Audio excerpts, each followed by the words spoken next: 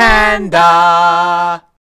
Hello, this is Alex, aka Mr. Panda, and this is my review of ARMS for the Nintendo Switch. The 3D fighting game ARMS marks Nintendo's first new major property since the team-based third-person shooter Splatoon. Both games serve as examples of genres that the Big N hasn't dabbled with much until now. In ARMS' case, Nintendo has given nearly a dozen colorful fighters stretchy arms. Though this sounds like a gimmicky callback to old Stretch Armstrong toys, a large slice of strategy and a helping of the company's trademark charm go a long way in breathing vigor into this novel arena fighter.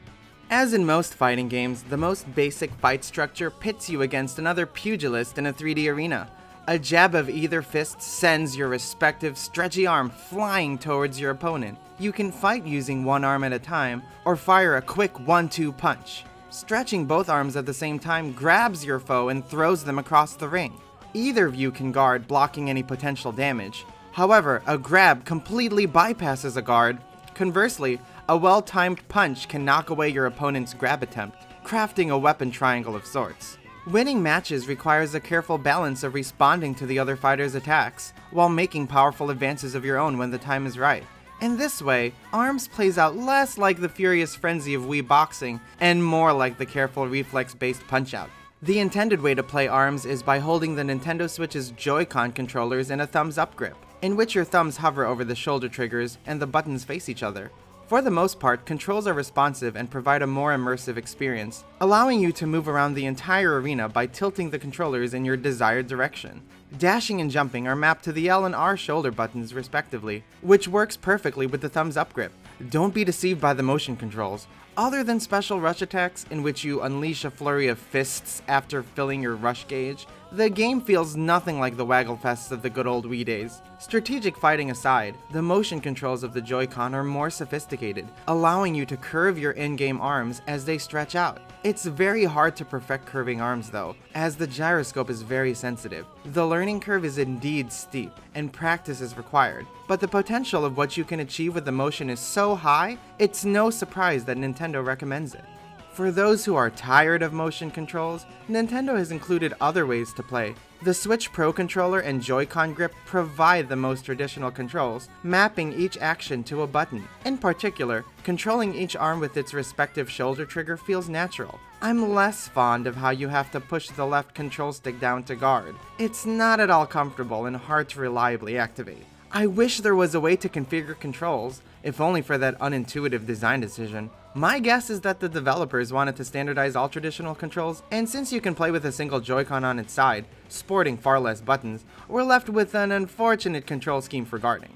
As much as I prefer using a regular controller, you can only curve one arm at a time with that scheme, putting trained motion users at an advantage, seemingly another result of standardizing controls for single Joy-Con use. Moving away from technical talk, ARMS is oozing with Nintendo charm. Each of the 10 colorful characters have lots of personality and provide a lot of variety. The game's poster boy, Springman, sports a toothpaste-like hairdo and supercharges his punches at low health. Meanwhile, the pop star Ribbon Girl can jump multiple times and dash down at her foes. I haven't been so impressed with a franchise's starting roster since Super Smash Bros. The characters' designs speak louder than words, and each player is bound to find one they like, whether the heavy auto-healing Master Mummy, the gelatinous Blob Helix, or my personal favorite, the Ramen Girl Min Min. The fighters are pretty well balanced, and you can theoretically master the game with any character. Although some have inherent advantages, such as Ninjara's dash teleporting and Twintel's ability to slow down punches and float, the metagame is very early and the sky's the limit for character potential.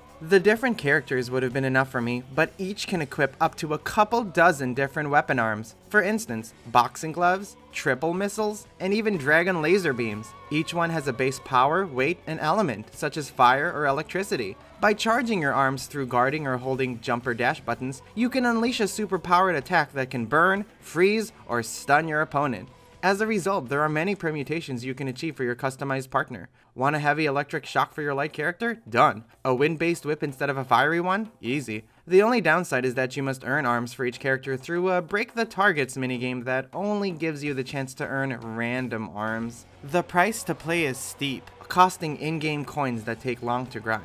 The arenas are well designed, each hosting simple stage hazards related to their host character, such as bouncing platforms surrounding Springman Stage and parked cars littered all over Twintel's movie theater lot. A few duds make the game unfairly advantageous for at least one player, such as Kid Cobra's Skate Park, which features skateboard platforms offering speed and height to a character, and Ninjara's Staircase Arena, which randomly gives one player the higher ground. ARMS comes with quite a few modes, but it has a clear multiplayer bias, which is typical of fighting games. The sole single-player attraction, Grand Prix, is a simple arcade mode that pits you against every other fighter one by one. There isn't any real story, and the lore is mostly relegated to short monologues by the tournament announcer, making the experience feel empty. It should be noted that you must complete difficulty level 4 out of 7 to unlock ranked online mode. It's a great idea to gate off ranked mode, as the computer opponents in Grand Prix put up a very tough challenge, even in level 4. Ranked online is just as it sounds, letting you face other pros to rise the ranks. Aside from that, there is also local versus and an online party mode. Versus has multiple modes: the traditional fight, a 2v2 variant that tethers teammates together, so if one character goes flying, the other follows, and 3 and 4 player free-for-alls. While the battle royales can be fun, they tend to be unfair. Some players might just hang back and watch everyone else whittle their health, and others may gang up on a single character. Essentially, it's hard to keep track of everyone in those matches. There are also some minigames. V-Ball is a fun take on volleyball, and is surprisingly compatible with the stretchy arms. On the other hand, Hoops is a watered-down version of basketball, in which grabbing your opponent is sufficient for slam dunks. Meanwhile, Skillshot is an effective training mode for target practice, and 1-on-100 tests your mettle against multiple enemies at once. Party mode, despite its casual-sounding name, is the primary area for online play.